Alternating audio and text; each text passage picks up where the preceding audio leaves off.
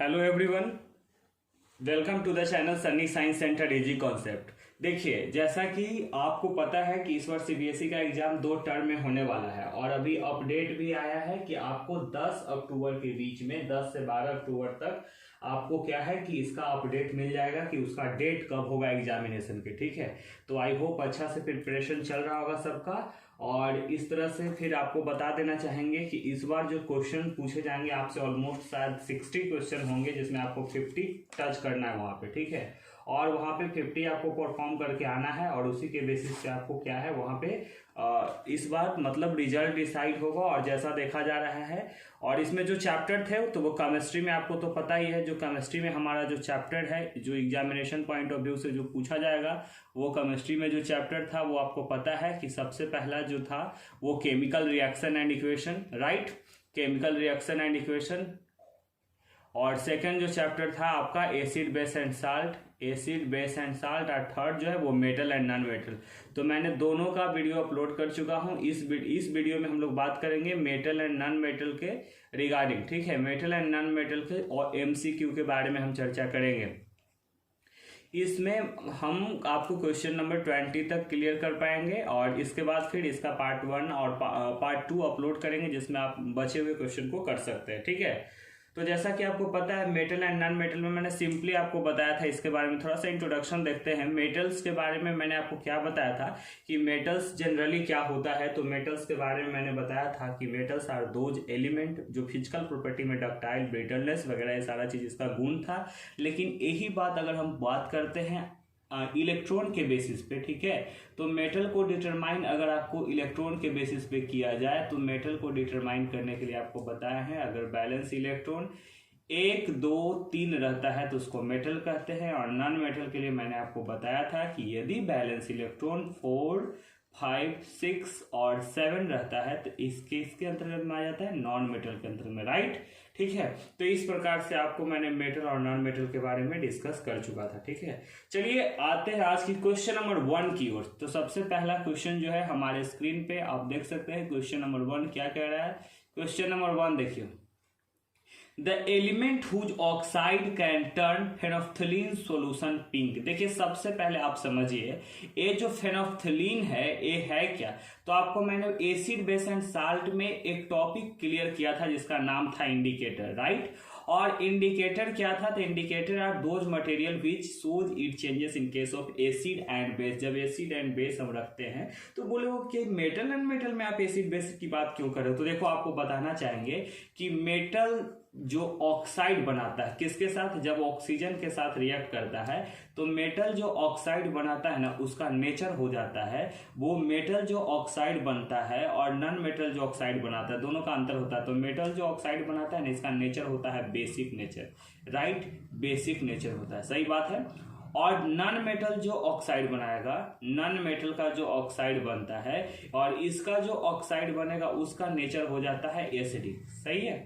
तो आप देखिए बोल रहा है element whose oxide can turn phenolphthalein solution pink, है ना। मतलब कि पूछ रहा है कि वैसा एलिमेंट का नाम बताइए जो क्या करता है फेनोफ्थलीन सॉल्यूशन को जो है वो टर्न कर देता है। ठीक है, कैसा कर देता है, तो पिंक में। तो पिंक में जो कन्वर्ट कर देता है तो आपसे पूछ रहा है कि कौन हो जाएगा। ठीक है, तो आपको मैं बता देना चाहूंगा कि जब बेस के केस में बेस के केस में इसका मतलब क्या है कि जब बेसिक नेचर में हम लोग देखे थे कि फेनोफ्थलीन पिंक टर्न करता है, यानी कि कहीं ना कहीं ये मेटल वाली ही बात होगा। तो आप देखिए कि इसमें मेटल कौन कौन सा है। तो ऑप्शन नंबर ए की बात करते हैं अगर हम, ऑप्शन नंबर ए में कौन कौन है, तो सोडियम है। देखिए सोडियम एंड पोटासियम यानी Na और K है। तो सोडियम का 11 होता है एटॉमिक नंबर, इसका 19 होता है। इलेक्ट्रॉनिक कॉन्फ़िगरेशन करोगे तो बैलेंस इलेक्ट्रॉन यहाँ 1 यहाँ भी 1, यानी देखें नीचे पोटासियम तो हो सकता है लेकिन कार्बन नहीं, सोडियम एंड सल्फर नहीं, पोटासियम एंड फास्फोरस तो फास्फोरस नहीं। ठीक है, तो ऑप्शन नंबर ए जो है ना इस क्वेश्चन का सही जो ऑप्शन हो जाएगा ऑप्शन नंबर ए। ठीक है, तो ऑप्शन नंबर यहाँ पे ए जो है आपका राइट ऑप्शन हो जाएगा, सोडियम एंड पोटासियम। ठीक है, तो sodium and potassium will be the correct option. चलिए बढ़ते हैं क्वेश्चन नंबर 2 की ओर। Is malleable and ductile this describe, है ना, मतलब इज मैलिएबल कहने का मतलब समझ रहे हैं, मैलिएबल है और डक्टाइल है। तो आप देखिएगा सबसे पहले समझें कि मैलिएबल है क्या। तो आपको बता देना चाहेंगे कि malleable is the property by which, है ना, a metal can be converted into thin sheets on hammering, है ना, मतलब एक वैसा प्रोसेस है जिससे मेटल को हैमरिंग करके आप उसको थिन शीट में कन्वर्ट करते हो, उसको मैलिबिलिटी कहते हैं, राइट। और यहाँ पे बता रहा है एक है डक्टाइल, यानी कि डक्टाइल से ही एक प्रॉपर्टी आता है डक्टिलिटी। तो मेटल का वैसा गुण यानी property of metal by which it get converted into thin wire, thin wire, right. ये थिन वायर में अगर कन्वर्ट होता है तो इसको हम क्या कहते हैं, मतलब डक्टिलिटी कहते हैं। और अगर थिन सीट में परिवर्तन हो जाता है, सीट्स में पतला पतला चदरा में, तो उसको हम क्या कहते हैं, मैलिबिलिटी। तो ये जनरली मेटल का गुण है। तो सही बात है, ऑप्शन नंबर ए हो जाएगा यहाँ पर भी, ठीक है। इस क्वेश्चन का भी जो सही आंसर हो जाएगा वो ऑप्शन नंबर ए। यहाँ पे देखिए ऑप्शन नंबर ए, मेटल जो है ना, ए, यही आपका सही आंसर है, ठीक है, मेटल। चलिए बढ़ते हैं नेक्स्ट क्वेश्चन की ओर, क्वेश्चन नंबर 3 की ओर। क्वेश्चन नंबर 3 क्या कह रहा है, basic oxide will formed by element, है ना, कौन सा एलिमेंट है जो बेसिक ऑक्साइड बनाएगा। तो आपको मैं बता देना चाहूंगा कि मैंने आपको क्या बताया। सिंपली आपको मैंने बताया कि एलिमेंट में, है ना, एलिमेंट में अगर मैं बात करूं मेटल की, ठीक है, तो मेटल जो ऑक्साइड बनाएगा, मेटल का जो ऑक्साइड बनता है उसका नेचर क्या होता है, बेसिक होता है। और उसी तरह से नॉन मेटल की अगर बात किया जाए तो नॉन मेटल का जो ऑक्साइड बनेगा उसका नेचर क्या होता है, एसिडिक होता है। तो बोल रहा है कि basic oxide will form by, basic oxide, इसका मतलब क्या है कि जब भी बेसिक ऑक्साइड की बात करेगा इसका मतलब क्या है कि कहीं ना कहीं मेरे पास क्या होना चाहिए, मेटल होना चाहिए। और मेटल के लिए क्या बताया मैंने कि बैलेंस इलेक्ट्रॉन 1, 2 या 3 होना चाहिए, तब ये क्या होगा, वो मेटल होगा। तो आप पोटासियम यहाँ पे देख रहे हो, पोटासियम का एटॉमिक नंबर 19 होता है। जब इलेक्ट्रॉनिक कन्फिगरेशन करेंगे आप तो 2881, यानी बैलेंस इलेक्ट्रॉन यहाँ पे 1। तो इसका मतलब सही option number 1, option number A ही यहाँ पे सही हो जाएगा, ठीक है। तो basic oxide will be formed by किसके द्वारा, पोटासियम के द्वारा बनेगा। चलिए बढ़ते हैं नेक्स्ट क्वेश्चन की ओर। ये रहा हमारा next question, question number 4।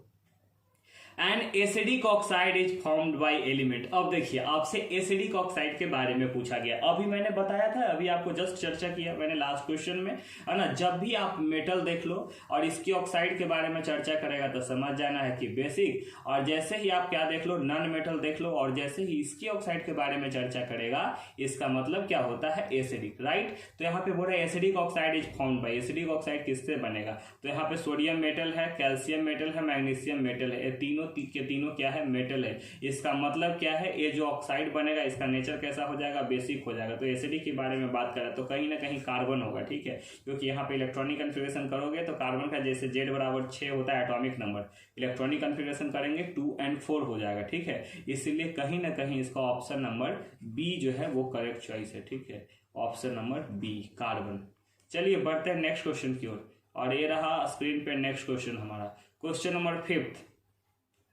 You are given a solution of AgNO3, ठीक है, you are given a solution of AgNO3, आपको AgNO3 का सोल्यूशन दिया गया है, सही बात है, ठीक ना। आपको AgNO3 का सोल्यूशन दिया गया है। उसके बाद करा which of the following do you think can not displace, वो किसको डिस्प्लेस नहीं कर पाएगा, ठीक है। आपको बताना है कि एक किसको डिस्प्लेस नहीं कर पाएगा। तो आपको मैं बता देता हूं, एक ट्रिक मैंने आपको बताया था, याद है, रिएक्टिविटी सीरीज के बारे में, राइट, रिएक्टिविटी सीरीज के बारे में। तो रिएक्टिविटी सीरीज में मैंने आपको बताया था, क्या बताया था, है ना, आपको याद होना चाहिए, बताए थे केदारनाथ का माली आलू जरा फीका पकाता है। आप फिर बताए थे आपको, है ना, फीका पकाता है। फिर बताए थे हाई कोर्ट है ना, हाई कोर्ट है आपका, याद है। तो इस प्रकार से आप देख के रिएक्टिविटी सीरीज में तो आपको पता है कि जो टॉप पे होता है नीचे वाला को डिस्प्लेस करता है। तो यहाँ जो Ag है ना, Ag है ना, AgNO3 दिया हुआ है यानी सिल्वर है, तो इसमें से मैग्नीशियम तो ऊपर ही है, तो सिल्वर से नीचे कौन है, गोल्ड, यानी ऑप्शन नंबर सी हो जाएगा, option number C. Question number 5 का ऑप्शन जो सही ऑप्शन होगा आपका ऑप्शन नंबर सी हो जाएगा। चलिए बढ़ते हैं नेक्स्ट क्वेश्चन की ओर, और ये रहा हमारा next question, question number 6। Out of aluminium, copper, calcium and teen most reactive metal is, ठीक है, अल्युमिनियम दिया हुआ है, कॉपर दिया हुआ है, कैल्शियम दिया हुआ है और टीन दिया गया है। इससे पूछ रहा है कि सबसे ज्यादा, है ना, इसमें से सबसे ज्यादा जो है वो पूछ रहा है आउट ऑफ, हाँ, मोस्ट रिएक्टिव पूछ रहा है आपसे, ठीक है। तो मोस्ट रिएक्टिव जो होगा कौन कौन होगा, तो एल्युमिनियम है, कॉपर है, टीन है। तो आप रिएक्टिविटी सीरीज में अभी अगर हम बैक करके दिखा दें आपको, तो रिएक्टिविटी सीरीज में अगर आप देखते हैं तो आपको पता चल जाएगा कि इसके अनुसार जो बता रहा है तो कहीं ना कहीं कैल्शियम ही टॉप पे है। इसका मतलब जो मोस्ट रिएक्टिव हो जाएगा वो कहीं ना कहीं वो कौन है, आपका कैल्शियम हो जाएगा। तो सही ऑप्शन ऑप्शन नंबर डी हो जाएगा। क्वेश्चन नंबर 6 का सही ऑप्शन कौन सा हो जाएगा, ऑप्शन नंबर डी। चलिए बढ़ते हैं नेक्स्ट क्वेश्चन की ओर, और ये रहा हमारा next question, question number 7। The least reactive metal among the following, है ना, least reactive metal, least reactive का मतलब समझ रहे हैं, सबसे कम रिएक्टिव कौन है यहाँ पे। तो उसी तरह से रिएक्टिविटी सीरीज देखेंगे तो यहाँ पे आपको पता चलेगा कि सिल्वर जो है वो लीस्ट रिएक्टिव हो जाएगा, ठीक है, क्योंकि यहाँ पे सिल्वर ही होगा, क्योंकि रिएक्टिविटी सीरीज के हिसाब से आपको याद करना है, ठीक है। केदारनाथ के माली आलू जरा फीका पकाता है, उस ट्रिक के साथ आप याद कर लोगे। तो ऑप्शन नंबर बी 7 का सही ऑप्शन कौन सा हो जाएगा, option number B, silver is the correct option, ठीक है। लीस्ट रिएक्टिव मेटल में अगर पूछा जाए आपसे तो वो सिल्वर आ जाएगा। चलिए बढ़ते हैं नेक्स्ट क्वेश्चन की ओर, ये रहा हमारा क्वेश्चन नंबर 8, ठीक है। क्वेश्चन नंबर 8 क्या कह रहा है, देखिए क्वेश्चन नंबर 8 में कह रहा है an element x react with hydrogen, ठीक है, कोई एलिमेंट है एक्स है, वो हाइड्रोजन के साथ रिएक्ट किया है, ठीक है, और जो कोई एलिमेंट है जो रिएक्ट किया है, कोई एलिमेंट एक्स हाइड्रोजन के साथ रिएक्ट किया है, और रिएक्ट करने के बाद बता रहा है उसमें, ठीक है, कि वो कोवैलेंट हाइड्राइड बनाता है जिसका नाम है H2X। If H2X has the smell of रॉटन egg, है ना, रॉटन एग के जैसा उसका स्मेल है, तो पूछ रहा है कि वो एलिमेंट कौन सा है, समझ रहे हैं, रॉटन एग का है उसका स्मेल, तो पूछ रहा है कि वो एलिमेंट कौन सा है। तो आपको मैं बता देना चाहूंगा सबसे पहले कि आप यहाँ पे समझिए कोवैलेंट हाइड्राइड का मतलब क्या होता है। कोवैलेंट हाइड्राइड क्या होता है, आपको मैंने एक बताया था फॉर्मूला, ठीक है ना, जब रॉटन एग का स्मेल आ रहा है तो यहाँ पे समझिए सल्फर कहीं ना कहीं, H2S के बारे में हाइड्रोजन सल्फाइड सुने हैं, ठीक है, तो H2X है ना, तो एक सी के जगह पे तो कोई मेटल है वो रिएक्ट करता है कोवैलेंट बनाने के लिए। तो कोवैलेंट के लिए आपको मैं बता देता हूँ कि देखिए 2 तरह के बॉन्ड होता है, कल के वीडियो में मैंने बताया इसके बारे में, पूरा आयोनिक के बारे में और कोवैलेंट के बारे में बताया था, ठीक है। आयोनिक में मैंने आपको बताया था क्या होता है, इसमें लॉस और गेन होगा, लॉस और गेन होगा, जबकि अगर शेयरिंग के बात आता है, साझेदारी का बात आता है, तो वो कोवैलेंट बनाता है। तो ये हाइड्रो यहाँ सल्फर क्या करता है, शेयर कर देता है, और फिर दोनों के दोनों स्टेबल हो जाता है, ठीक है। तो स्टेबल होने के लिए यहाँ पे शेयरिंग करना पड़ता है। तो ऑप्शन नंबर बी जो देख रहे हैं ना, ऑप्शन नंबर बी, ये ऑप्शन नंबर बी आपका सल्फर जो हो जाएगा इसका करेक्ट ऑप्शन है, ठीक है। इसी का है ना स्मेल जो आता है रॉटन एग की तरह आता है।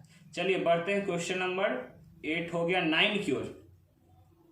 क्वेश्चन नंबर 9 कहता है out of following oxide the amphoteric oxide are, है ना, दिया ऊपर में ना 4 का, जैसे आयरन ऑक्साइड, अल्युमिनियम ऑक्साइड, है ना, लेड ऑक्साइड, है ना, फास्फोरस ऑक्साइड है, शायद नाइट्रोजन ऑक्साइड है। तो इसमें पूछ रहा है कि एम्फोटेरिक क्या होता है। देखिए एम्फोटेरिक क्या होता है, एम्फोटेरिक एक वैसा ऑक्साइड होता है ना, जैसे कि मैंने क्या बताया आपको, ठीक है, अभी मैंने आपको बताया था कि जो मेटल का जो ऑक्साइड होता है ना, मेटल का जो ऑक्साइड होता है वो बेसिक नेचर का होता है, सही बात है, बेसिक नेचर का होता है। और नॉन मेटल का जो ऑक्साइड होता है, नॉन मेटल का जो ऑक्साइड होता है वो एसिडिक नेचर का होता है। लेकिन कुछ वैसा मेटल जो दोनों का गुण शो करता है, मतलब एसिडिक का भी और बेसिक का भी, तो ये दोनों तरह के जो नेचर शो करता है ना, इसी तरह के जो हम ऑक्साइड बनता है उसको हम एम्फोटेरिक ऑक्साइड कहते हैं, ठीक है। एसिडिक एंड बेसिक दोनों अगर कैरेक्टर शो करता है तो उसको हम एम्फोटेरिक ऑक्साइड कहते हैं। और ऐसा शो करने वाला जो होता है Al2O3 होना चाहिए यहाँ पे, है ना। जो अल्युमिनियम का जो ऑक्साइड होता है ना, यही आपका एम्फोटेरिक ऑक्साइड, यानी ऑप्शन नंबर जो बी है वो करेक्ट ऑप्शन हो जाएगा। ठीक है, ऑप्शन नंबर बी। ठीक है, ऑप्शन नंबर बी आपका करेक्ट ऑप्शन है। चलिए बढ़ते हैं क्वेश्चन नंबर 10 की ओर।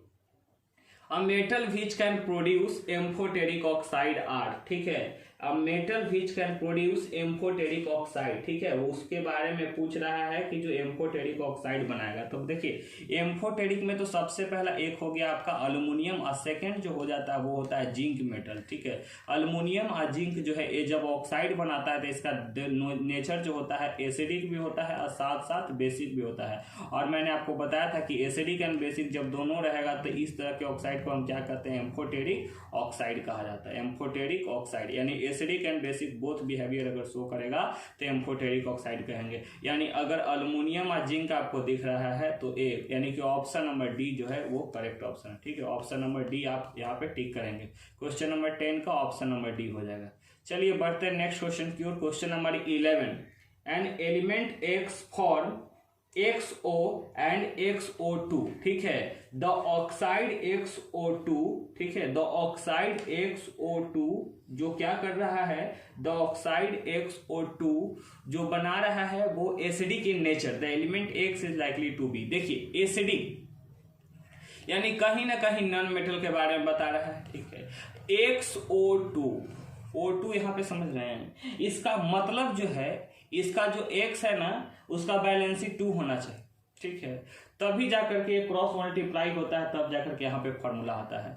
तो यहाँ पे देखिए आपको मैं बता देना चाहता हूँ कि ये जो बता रहा है कोई एलिमेंट है जो दो तरह का ऑक्साइड बनाता है। एक बनाता है XO, तो कार्बन मोनोऑक्साइड याद रखिएगा, CO जो बनता है वो कार्बन मोनोऑक्साइड, और CO2 बनता है जिसको कार्बन डाइऑक्साइड बनते हैं। तो इसका मतलब कहीं ना कहीं यहाँ पे ऑप्शन नंबर बी कार्बन जो है वो करेक्ट ऑप्शन हो जाएगा। ठीक है, वो ऑप्शन नंबर बी जो है यहाँ पे करेक्ट ऑप्शन हो जाएगा और इस क्वेश्चन का ऑप्शन बी ही होगा।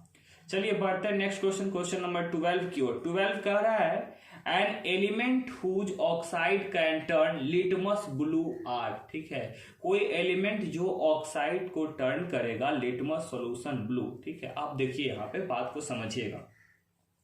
जब मैं बता रहा हूं यहाँ पे क्या होता है, दो तरह के, जैसे इंडिकेटर में आपको टाइप्स पढ़ाया था। सही बात है, इंडिकेटर में मैंने आपको टाइप्स पढ़ाया था। तो आपको मैंने बताया था कि जो इंडिकेटर जो होते हैं ना वो अलग अलग प्रकार के होते हैं, जैसे कि 3 तरह के, नेचुरल, सिंथेटिक, ऑल्फैक्टरी हमने देखा था।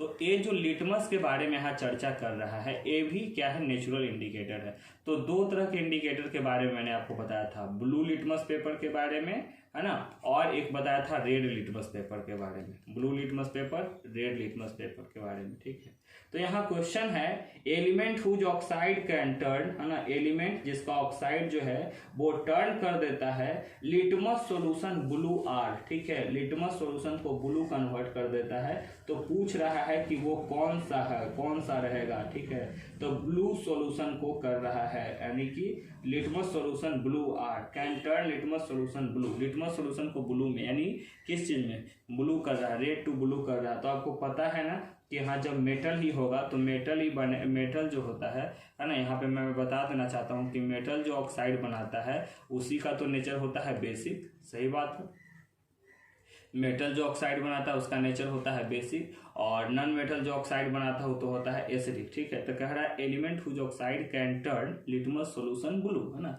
मतलब वैसा एलिमेंट जिसका ऑक्साइड जो है वो कैसा टर्न कर देता है, सॉल्यूशन को ब्लू कन्वर्ट कर देता है। तो पूछ रहा है कि कौन है, तो यहाँ पे आपका ऑप्शन नंबर सी हो जाएगा, दैट इज, है ना, potassium and magnesium. Option number C, K&Mg। ठीक है, चलिए बढ़ते हैं नेक्स्ट क्वेश्चन की ओर, और ये रहा आपके स्क्रीन पे क्वेश्चन नंबर 13 कह रहा है an element whose oxide can turn litmus solution red. देखिए यहाँ पे जो पूछ रहा है लिटमस सॉल्यूशन को रेड कन्वर्ट कर दे रहा है, और वहां पे जो क्वेश्चन था आपका वो कैसा था, ब्लू कन्वर्ट कर रहा था। तो देखिए यहाँ पे जो कह रहा है एक्चुअली क्वेश्चन के आधार पे हम लोग यहाँ पे देखेंगे। तो यहाँ पे क्या है, आपको सबसे पहले समझना होगा कि देखिए, है ना, बेस जो होता है ना, बेस के केस में रेड लिटमस होता है वो कैसा हो जाता है, ब्लू होता है। और कह रहा है लिटमस रेड, यानी कि एसिड के केस में, तो एसिड जो होता है वो ब्लू को रेड कन्वर्ट करता है, एसिड जो होता है ब्लू टू रेड। और मैंने बताया था जो नॉन मेटल होता है ना नन मेटल, वही जो ऑक्साइड बनाता है वो कैसा होता है, एसिडिक नेचर का होता है। क्यों? क्योंकि मेटल जो बनाता है वो तो बेसिक नेचर का होता है। तो क्वेश्चन नंबर 13 का जो सही आंसर हो जाएगा, 13 का सही आंसर हो जाएगा फास्फोरस एंड सल्फर। दिख रहा है क्या कहीं पे? Option number D. चलिए देखिए, ऑप्शन नंबर डी जो है इसका करेक्ट ऑप्शन हो जाएगा। क्वेश्चन नंबर 13 का जो सही ऑप्शन है वो हो जाएगा ऑप्शन नंबर डी। चलिए बढ़ते हैं नेक्स्ट क्वेश्चन की ओर, और ये रहा हमारा क्वेश्चन नंबर 14। क्वेश्चन नंबर 14 देखिए गौर से। Zinc oxide is a metal oxide, which of the following term best describe nature of zinc oxide. देखिए जिंक ऑक्साइड क्या है, तो सबसे पहली बात मैं आपको बताना चाहूंगा कि जिंक जो एक्सपेशली क्या है, ZnC है ना, जिंक जो है वो बेसिकली क्या है, एक मेटल है। और मैं आपको बता देना चाहूंगा कि मेटल जो ऑक्साइड बनाता है तो उसका तो मैंने नेचर के बारे में बताया कि ये बेसिक नेचर का बनाता है। लेकिन मैंने बताया कि कुछ मेटल वैसे है जैसे कि अल्युमिनियम और जिंक, ये बनाता है ऑक्साइड दोनों तरह के, एसिडिक और साथ साथ में बेसिक बनाता है। और इस तरह के जो ऑक्साइड बनता है उसको हम क्या कहते हैं, एम्फोटेरिक ऑक्साइड, है ना, माने वैसा ऑक्साइड जिसका नेचर एसिडिक एंड बेसिक दोनों होता है, इस तरह को हम क्या कहते हैं, एम्फोटेरिक। तो यहाँ जो जिंक जो ऑक्साइड बना रहा है यहाँ पे इसका नेचर एम्फोटेरिक हो जाएगा, और कहीं ना कहीं इसका ऑप्शन नंबर सी जो है वो सही है। तो zinc oxide is a metal oxide, which of the following term best describe the nature of zinc oxide. तो जिंक ऑक्साइड को जो सही में रिप्रेजेंट करने वाला है और वो हो जाएगा आपको एम्फोटेरिक ऑक्साइड। कोई दिक्कत? चलिए क्वेश्चन नंबर 14 कंप्लीट हो गया आपको। अब बढ़ते हैं क्वेश्चन नंबर 15 की ओर। ये रहा हमारे स्क्रीन पे क्वेश्चन नंबर 15।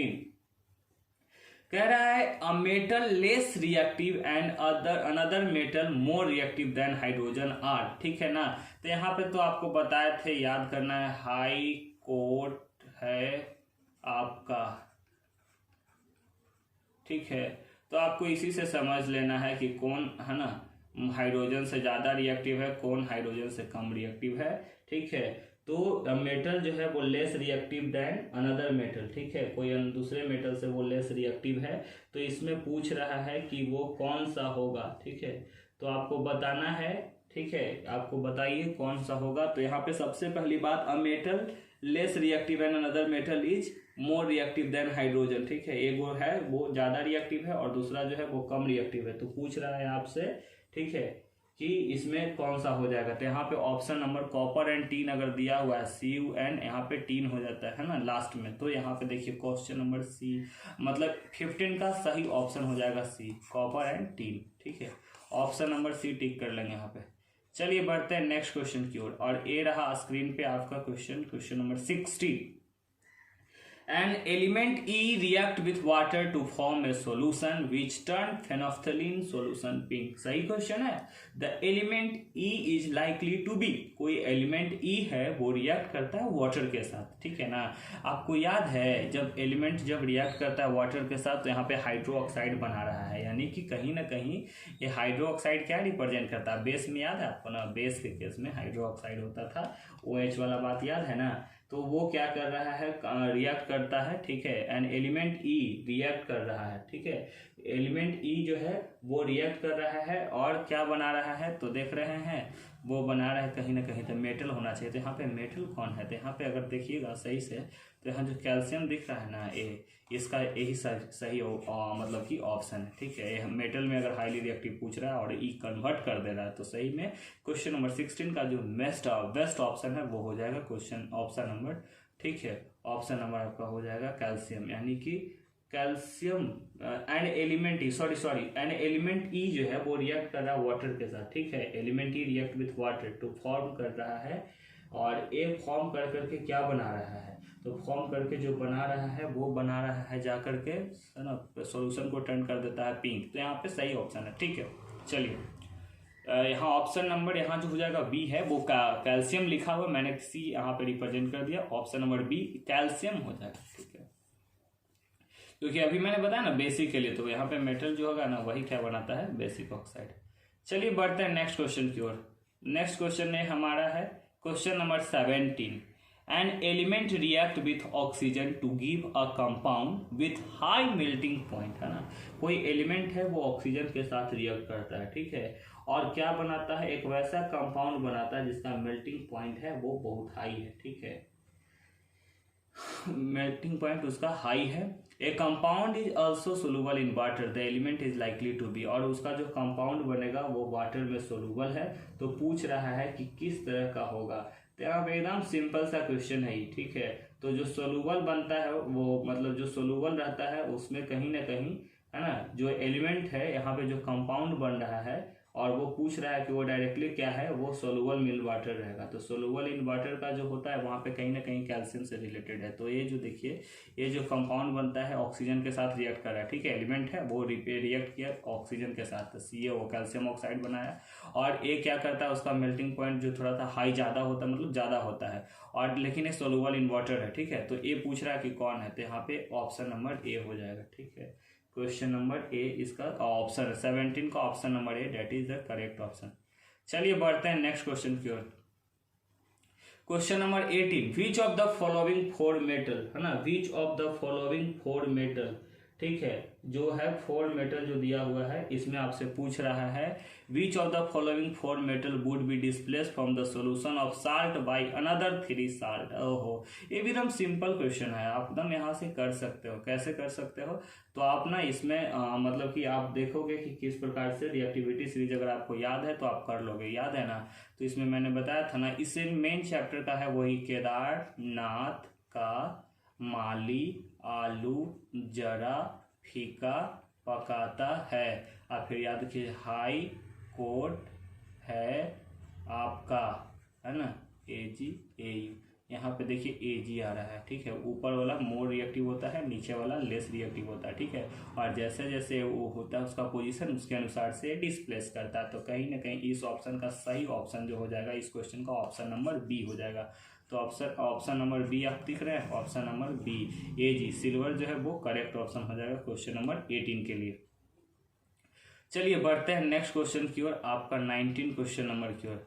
तो क्वेश्चन नंबर 19 क्या है, देखिए, an element is soft and cut with knife, ठीक है, कोई एलिमेंट है जो सॉफ्ट है और उसको नाइफ से काटा जा सकता है। It is very reactive and can not be kept open in the air, it react vigorously with water, this element is most likely to be. कोई एलिमेंट है वो क्या बता रहा है, वो सॉफ्ट है, ठीक है। तो जहां आपको सॉफ्ट दिख जाए तो याद रखिएगा एक क्या होता है, हमेशा सोडियम होता है। अगर पोटासियम रहता है तो सोडियम एंड पोटासियम दोनों है। और एक क्या होता है, आपको बता देना चाहते हैं कि इसको किरोसिन में डिबो करके रखा जाता है, ठीक है, क्योंकि ये वाटर वेपर के साथ रिएक्ट करके क्या करता है, आग लगा लेता है, वाटर वेपर के साथ रिएक्शन करके आग लगा लेता है। तो क्वेश्चन नंबर इसका जो सही ऑप्शन हो जाएगा ऑप्शन नंबर डी, ठीक है, याद रखिएगा option number D. Question number 19 का जो सही ऑप्शन हो जाएगा वो हो जाएगा ऑप्शन नंबर डी। चलिए बढ़ते हैं नेक्स्ट क्वेश्चन की ओर, और ये रहा इस प्रकार का आज का सेशन का सबसे लास्ट क्वेश्चन, वो है विच of the following metal exist in the liquid state, which of the following metal exist in the liquid state. देखिए ऐसे मैंने आपको बताया था कि मेटल जो जनरली होता है ना वो सॉलिड स्टेट में पाया जाता है, ठीक है, सॉलिड स्टेट में। नॉन मेटल का तीनों स्टेट होता है, ठीक है, solid liquid as well as gases, लेकिन मेटल जो जिस स्टेट में पाया जाता है वो होता है सॉलिड स्टेट, सही है। और यहाँ जो पूछ रहा है लेकिन कि कोई एक्सेप्शन वाली बात पूछ रहा है कि कौन आ जाता है एक्सेप्शन में, जो लिक्विड स्टेट में पाया जाता है। तो आप मरकरी के नाम सुने होंगे, मरकरी जिसका सिंबल होता है Hg, ये कौन सा स्टेट में जाता है, तो ये आपको मिल जाएगा लिक्विड स्टेट में। तो मेटल जो एग्जिस्ट करता है लिक्विड स्टेट में वो हो जाएगा आपका मरकरी, सही है। चलिए बढ़ते हैं नेक्स्ट आज, ठीक है, ये आज के लिए इतना ही रहने देते हैं। और आप एक आपके लिए क्वेश्चन है वो उसका कमेंट बताइए आंसर, इसका आप आंसर को कमेंट करेंगे। क्वेश्चन है आपके लिए, आपको आइडेंटिफाई करना है विच of the following non metal is liquid, which of the following non-metal is liquid, non-metal is liquid। इसमें से आपको लिक्विड कौन है आइडेंटिफाई करना है, ठीक है। आपको दिया गया है, पहला है कार्बन, ऑप्शन नंबर बी में दिया गया है आपको सल्फर, ऑप्शन नंबर सी में दिया गया है आपको आयोडीन, और ऑप्शन नंबर डी में दिया गया है आपको फाइनली वो है आपका ऑप्शन नंबर डी का ब्रोमीन, ठीक है। तो आप इसका कमेंट कीजिए। और एक क्वेश्चन और आपके लिए, ठीक है, क्वेश्चन नंबर एक और हम देना चाहेंगे। आप ये एक क्वेश्चन देखेंगे, ठीक है, कह रहा है, जैसे देखिए पहला जो रिएक्शन का जो पेयर है, पहला जो रिएक्शन का पेयर है MgSO4 प्लस Fe। सेकेंड जो ऑप्शन में है आपका वो है ZnSO4 प्लस Fe है। फिर फाइनली सी जो ऑप्शन है वो है आपका MgSO4 प्लस Pb है।